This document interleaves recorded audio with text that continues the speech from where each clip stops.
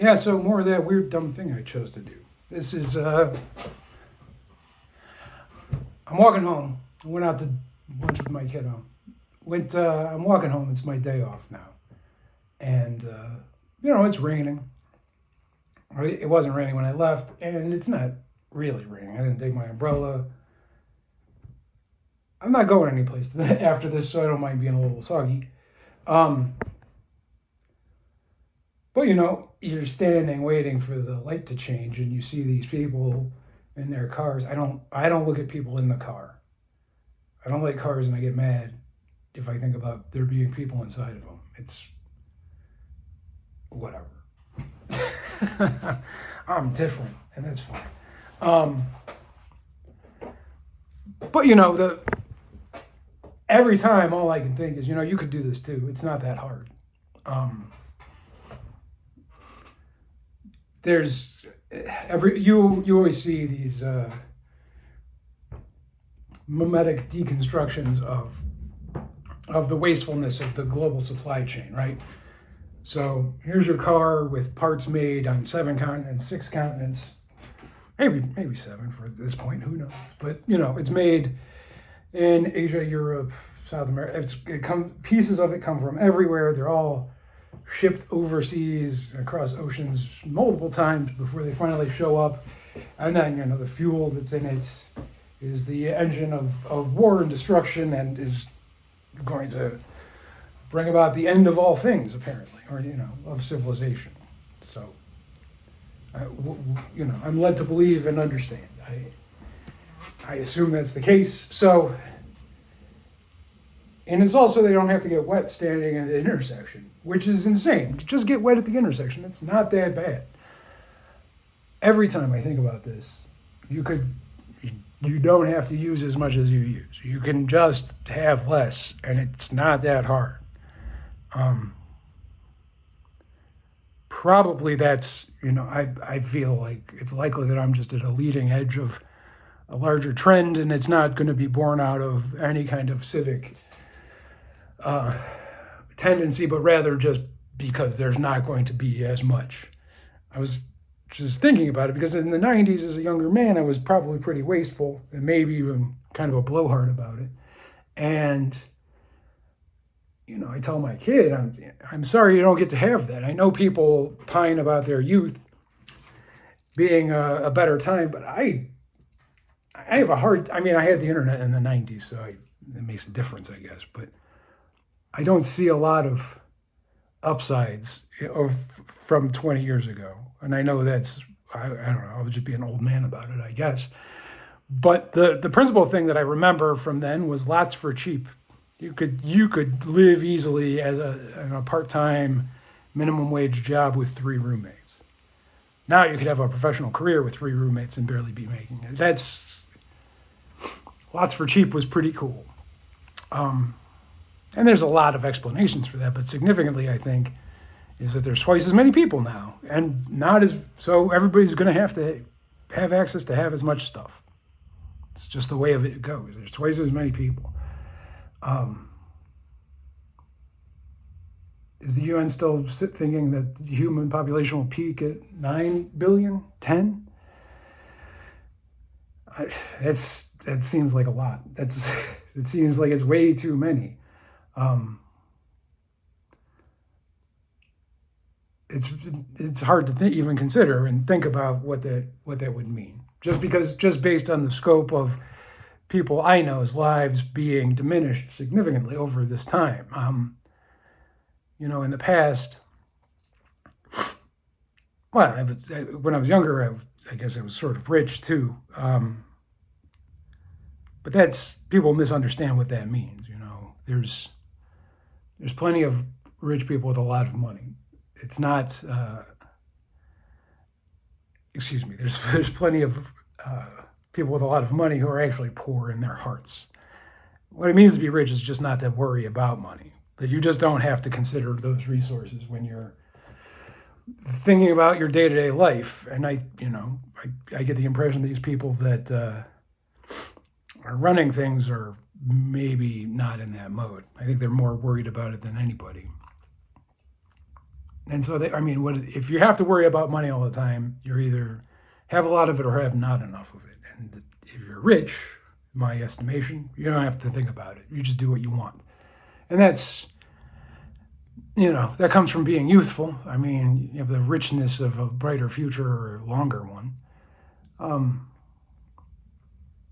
But you have the capacity to do waste without any kind of consideration. And now, I mean, the wastefulness has just come to a head. I don't know. I don't see people continuing to be able to justify, 3-mile car trips by themselves. Maybe they'll just be able to fight enough wars to maintain that status quo, but I just don't see it. I don't know how it could be possible. If there's even more people, I just don't know.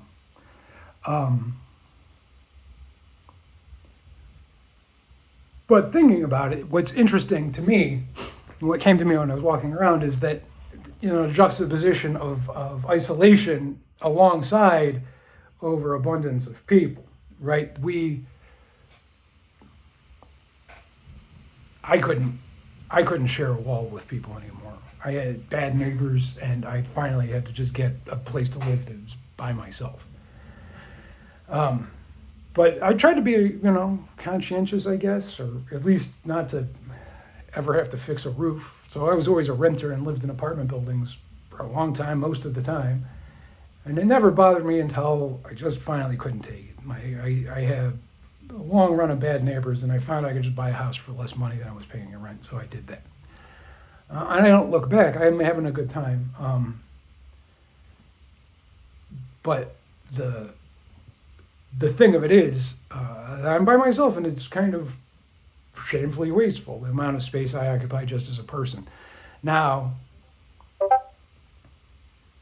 everybody loves me on Discord. Now,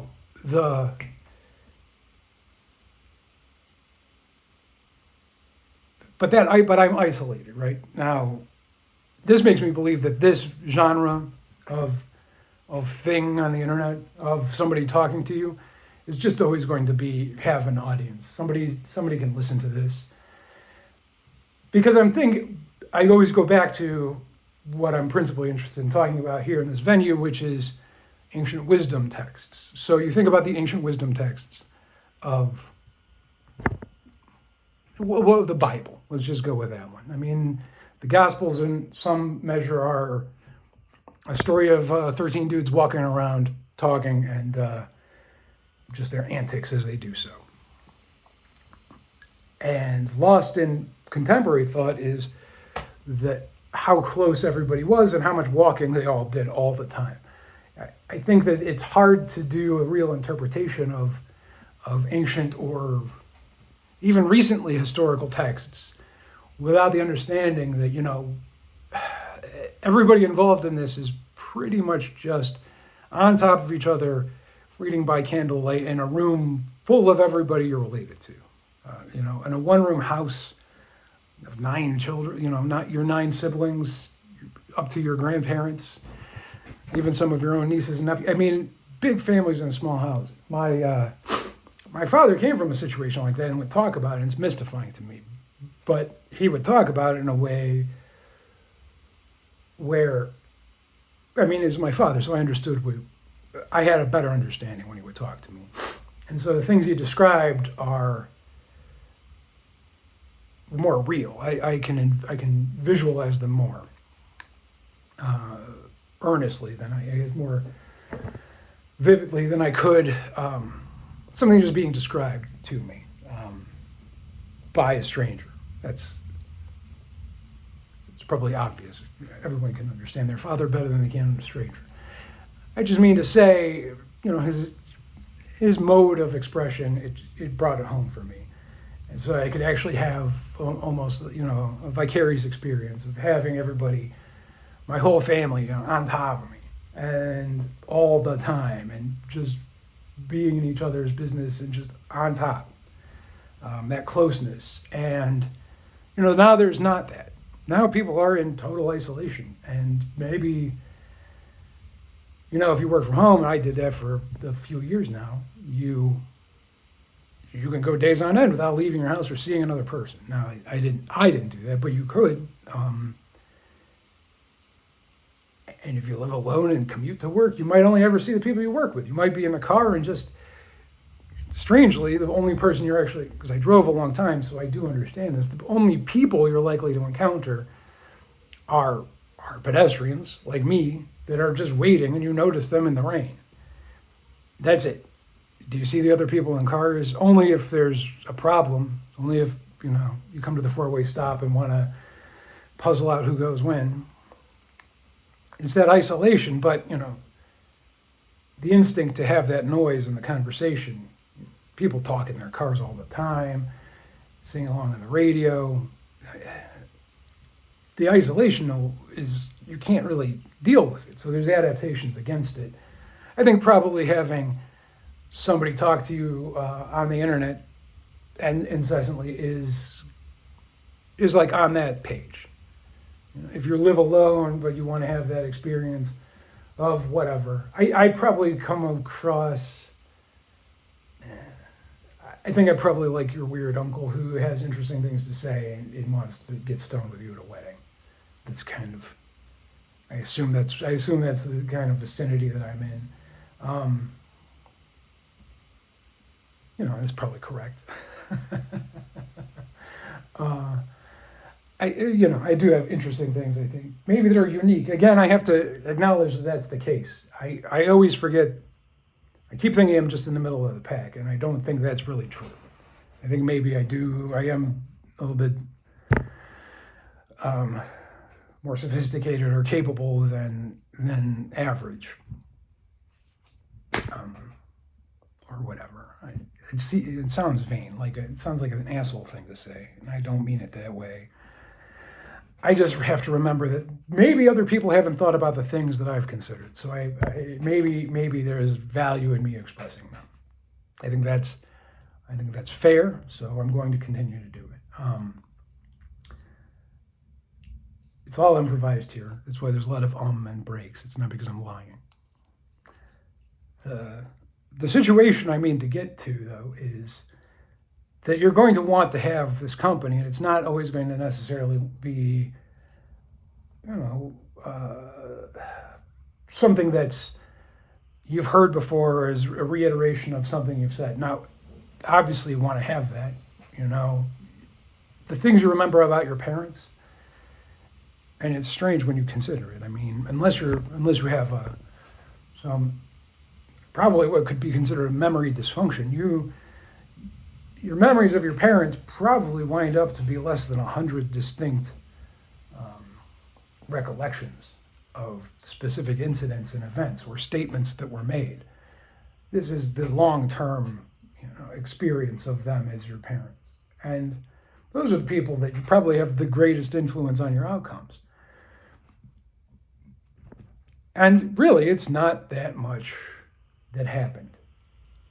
The impressions that you make, the story that you end up telling and weaving together about your life, it's based on such small information. It's very interesting that, I think that having this narrative in the background, being able to understand a story and experience life as a story is what allows you to extrapolate from small experiences or few experiences, a larger, broader arc for yourself, a narration of what your life is that comes from significant experiences. And maybe that's why people think of their lives as a movie. Maybe they thought about it that way even before movies. Something tells me they probably thought about it more as like a long conversation walking around with their friends and going to sleep in in family court you have to prove that your child has a bed in your house. I'm a generation away from a family of 10 who slept in one bed. And on my mother's side, she's from a good situation here in the States. Two generations from that, people were closer to each other, and now they're separated, and there's television, movies, that type of thing. It just doesn't cut it in terms of the connection or the feeling of connection or the feeling of people being around. It's too produced. There's the music swells. It's very emotional and manipulative, and that's why it's art. I'm sure people who do this, what I'm doing now, speaking their minds and putting it out there, are probably able to turn that into art. I know they have music and visuals and things like that, but I'm really just trying to add a voice to the chorus, something to say something you might not have heard before. Because that chorus, if you're in isolation, if you're by yourself, you're not suited to it. So we have the cybernetic or technologically assisted associations of people who can share space with you and communicate to you in some capacity without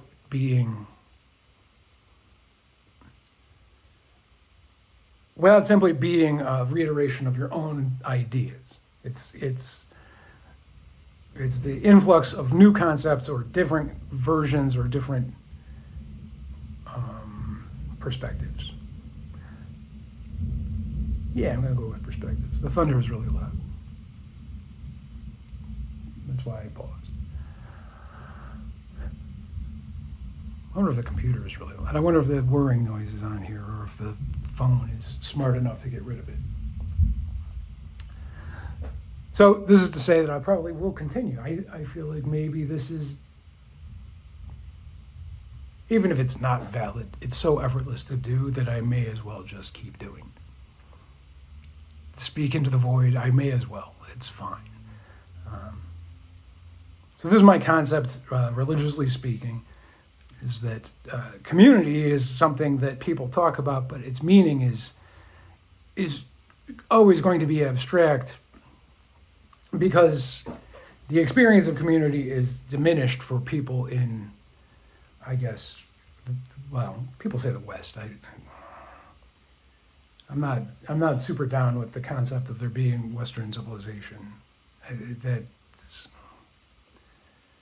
To me, that's made up nonsense. That's just meant to say, well, some people are different and better than others. It's every time you make these distinctions, and plus the idea that we have so much in common or follow from the ancient Egyptians. No,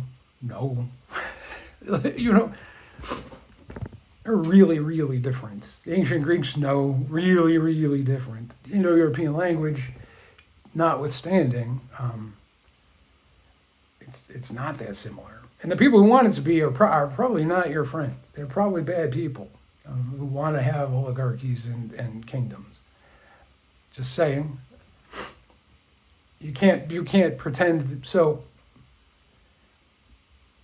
evolution of the things I've said is, or the development that you get from that is, if we're in a different time where the experience of community has to be cybernetically enabled and mediated through the internet, then why should we look at ancient works as a template which to draw from? Because what you have to accept is that if people seem to prefer this isolation, I hate to admit that I do, but I do. I don't want to share a wall with people. I don't want to have to worry about their dog getting into my house. I don't want to have to worry about when they're coming home and going out, that type of thing. So I can get enough sleep. I like being alone, and it's working out for me. I assume a lot of other people are in the same boat, and so you still have your expectations. You still want to hear the voice. You want to hear the voices of the people around you saying things and informing you of things you hadn't considered or thought of, or the things you hear them say over and over all the time. And that's a different kind of reassurance, but it's still got to be, naturalistic, conversational and real, not produced, not musically accompanied, not directed. So I think that this is something that people will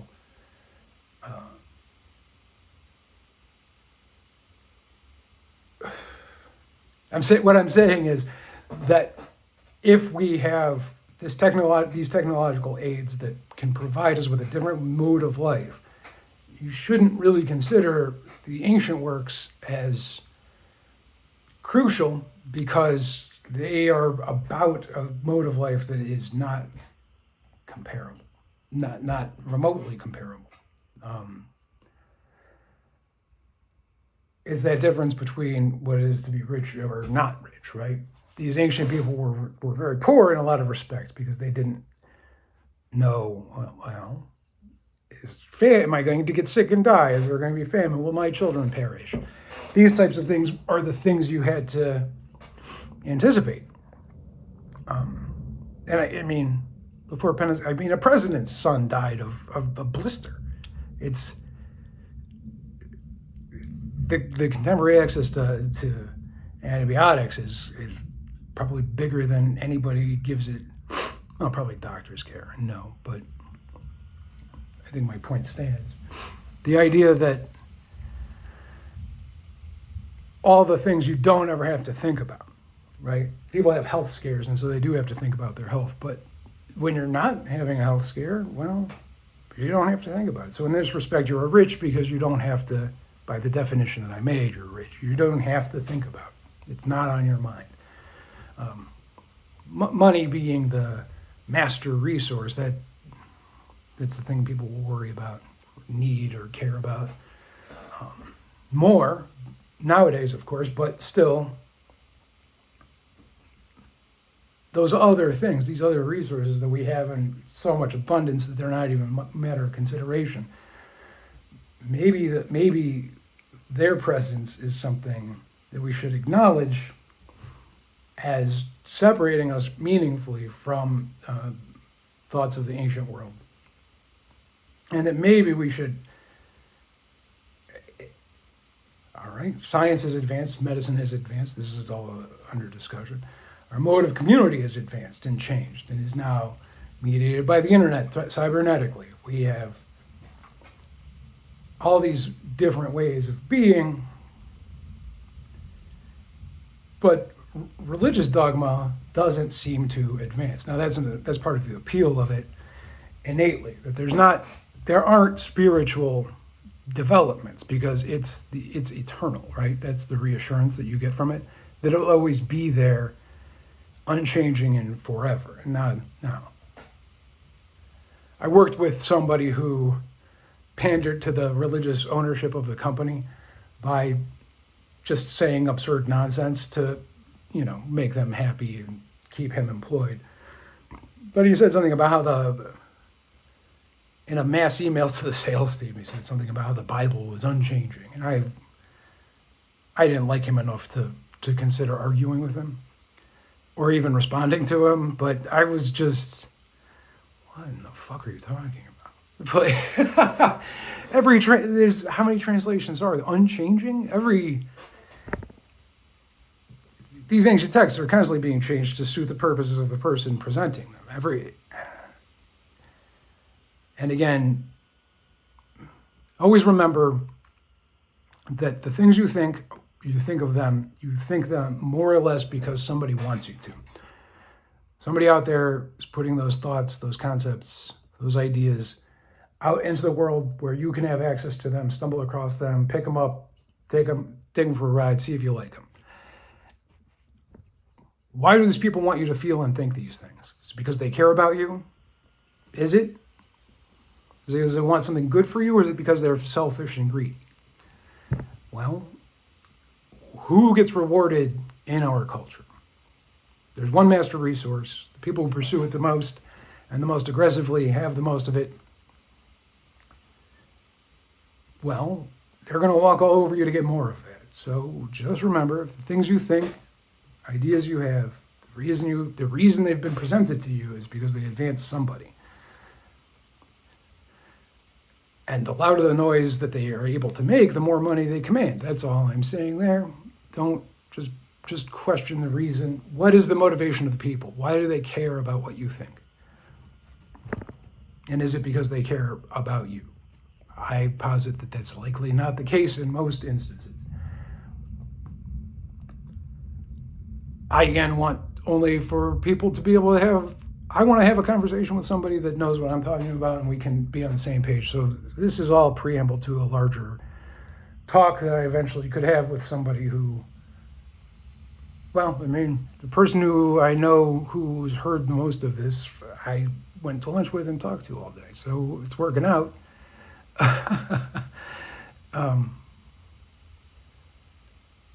And again, I think I might have something to offer other people. So again, I'll stop apologizing for having these talks at some point, but not today. Now, if our contemporary society is mediated and modified in all these different ways, if all of our technologies have developed, why is spirituality not? Is religion constant? Is constancy the significant merit of religion that makes it appealing? Is it because it's the same as it always was? The constancy of God is the reassurance that we don't have to. Is that the selling point? Is that the attraction? I mean, that's certainly appealing in a time of a lot of tumult and change. And it's persistent, constant, in fact. So if nothing is certain and everything is out of control, then having, the almighty guiding force, the prime mover there is going to be somewhat gratifying. And your flavor of that might be even more, coddling. That God may hate all the same people you do, and so you're spared from even having to consider other people's feelings because God is on your side and always will be and always has been. Right? The constancy of it is. This has got to be appealing to people who are temporary. Now, in the ancient past, they were temporary in the sense that sudden illness, bad weather could just wipe you out and half the people you know, out of nowhere. That could happen. The bad weather could just end it. Now, resilient supply chains and globalism have put an end to most of that and exacerbated other aspects of it, of course, but the resiliency of the human population is greater because we're all sort of integrated with each other, and so gaps can be filled by people who are having surplus, effectively. We don't have enough. Maybe they don't have enough YouTube people in Saudi, so they can use Americans, and we can use the oil because we don't have enough. You get it. That's the aspect of the unification of a global supply chain, is that everybody is the fungible resources can be moved around as needed, and these are the efficiencies that capitalism is meant to provide. Now, this is all layers of technological development that have changed our way of thinking, but then in religion we don't have spiritual innovation. There's no I guess Mormons get some, but there's not a lot of news coming from heaven about what's new. What's new with the angels up there? What's new with Yahweh? What's going on? Anything up? You got one son anymore? Maybe the next one will be a girl. Why is it always that story? Why aren't there new developments? When there are new developments, right? I don't know. I mean, the Taipings were a huge Christian sect that overthrew the last Chinese dynasty. Are there still Taipings? Are there still people that follow that? Maybe in Taiwan. Maybe I'm genuinely not interested in knowing. If I learned it, it would be okay. But I'm not gonna search on that subject. And that's a development, right? Ubiquity of information. it's trivial to be good at trivia now. Everybody is. You don't even have to know things. You just have to know the things that the means of access of that information, and then to be able to judge the information you see. These are new ways of thinking. But religiously, there's consistently a drumbeat of only the old way, only the old way. I just feel like there's a time and a place and for religious innovation, and maybe now is the time, and that's what I'm trying to work toward. I think that spirituality is maybe as an art or even a type of science, or approached scientifically, let's say, through experiment and writing things down. Maybe these things are due or could actually have new developments. Maybe there is innovation in this sector. I'm not trying to solicit for investor money.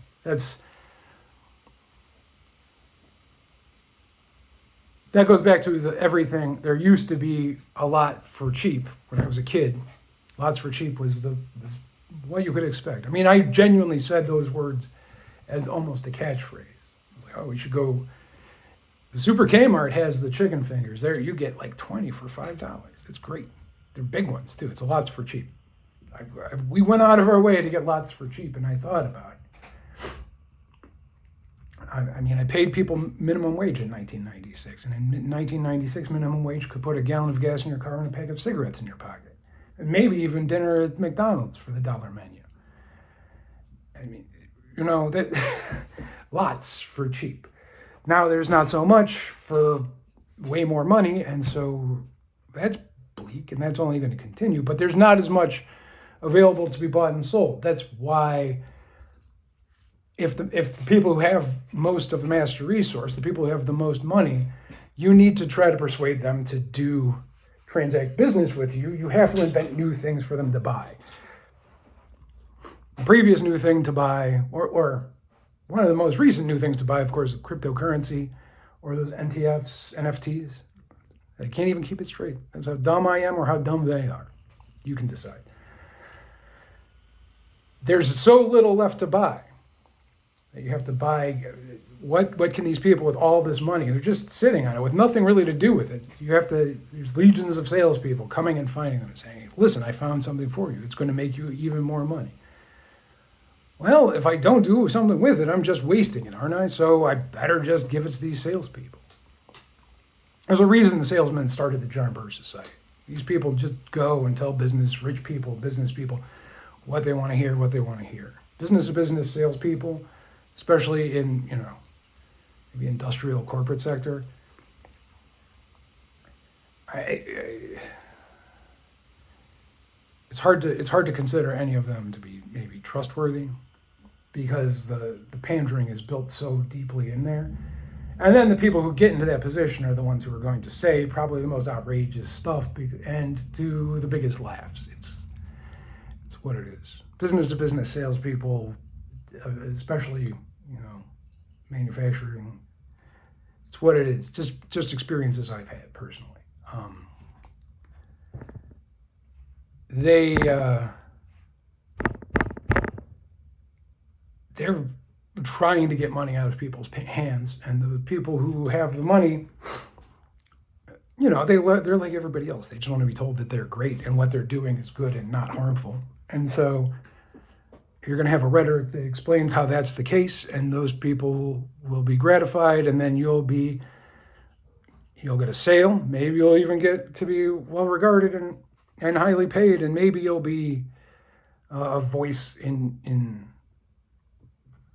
the halls of power. People have an abundance of time. They have a lot of attention. They're rich in this respect, right? Because they're alone. That's the thing. The attention economy comes from that isolation and solitude.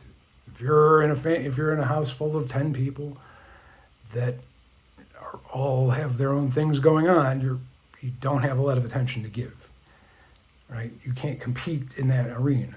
No matter what, you can't compete with somebody over there. Well, it's hard to compete attention-wise with somebody's kids, but it can be done. This friend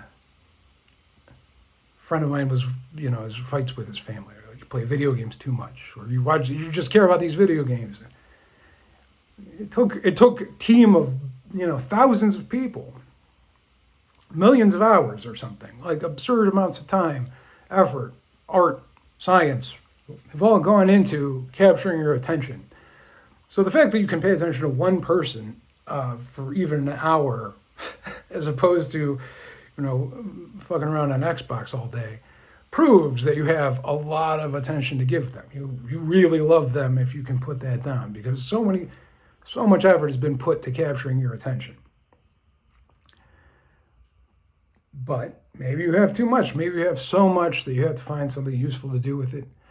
You're thinking, well, if I don't do something with it, I'm just wasting it.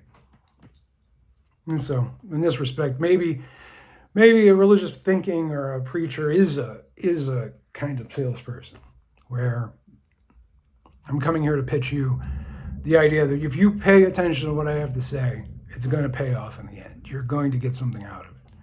So I'll just keep reiterating my considerations. As I said before, the repetition isn't by design. It's a circumstance of being a person. Things I might say or reiterate are themes that I consider and like to talk about. And so they'll keep coming back, but eventually I think that they'll coherently accrete into maybe a few core concepts that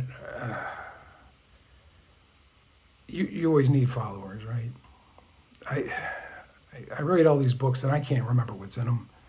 I wish that my dream is that somebody would be so enthusiastic about the things I make that they make a wiki so I could search through them myself and and research my own statements. It's tough. This is it's an old favorite, but I'll stick with it. This is a message from the wasteland. This is a message of hope.